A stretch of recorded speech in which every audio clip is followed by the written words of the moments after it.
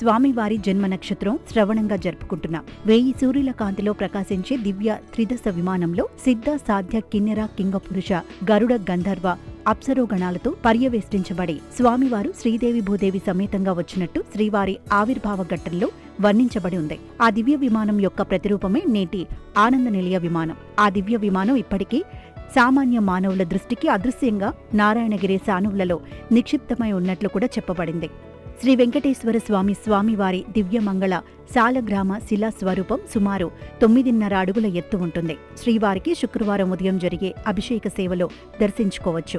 శ్రీనివాసుడనే నామానికి ప్రతీకగా శ్రీదేవి శ్రీవారి వక్షస్థలంలో కుడివైపు కొలువై ఉంటుంది. శిల్పశాస్త్రంలోనూ ఆగమ శాస్త్రంలోనూ మహావిష్ణువు కుడి వక్షంలో శ్రీవత్సము అనే మచ్చగా అమ్మవారు ఉంటారు.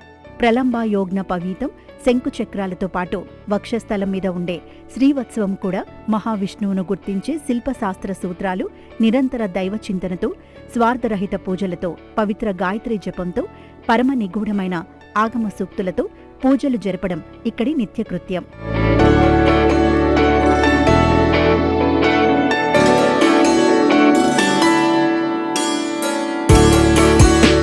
అయితే అందరూ బయట నుండి మాత్రమే స్వామి దర్శనం చేసుకోగలరు. అందరికీ గర్భాలయ ప్రవేశం ఉండదు. తనను తాను నారాయణుడిగా ఆవాహన చేసుకుని శ్రీవారి అర్చావతారానికి ఆరాధన చేసే యోగ్యత సంపాదించుకున్న అర్చకుడు మాత్రమే గర్భాలయ ప్రవేశానికి, శ్రీవారి దివ్య దేహాన్ని స్పర్శించగలడు. లౌకికమైన భావనకి కూడా శ్రీవారి బింబాన్ని మలినపరిచి దివ్య తేజస్సును తగ్గించి దైవ సాన్నిధ్యాన్ని భక్తులను అనుభవించలేకుండా చేస్తుంది. గర్భాలయంలోని పవిత్రమైన వాతావరణాన్ని కాపాడే ప్రక్రియ కూడా అర్చకుల బాధ్యత.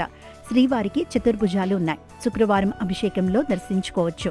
తర్వాత చేయబడే విశేష అలంకరణలో పట్టు పీతాంబరాలు, తిరునాభరణాలు, పుష్పాలంకారాలతో శ్రీవారి శంకుచక్రాలు ఉన్న ఊర్ధ్వ బాహువులో 2 పూర్తిగా కప్పబడిపోతాయి.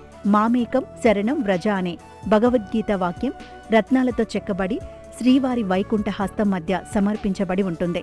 ఇది తన పాద పద్మములయందు శరణు పొంది తరించమని భక్తులకు సూచించే ఒక మార్గం. శ్రీవారి నిజ రూప దర్శనం చూడడానికి శుక్రవారం అభిషేక సమయంలోనే అందరికీ సాధ్యమవుతుంది.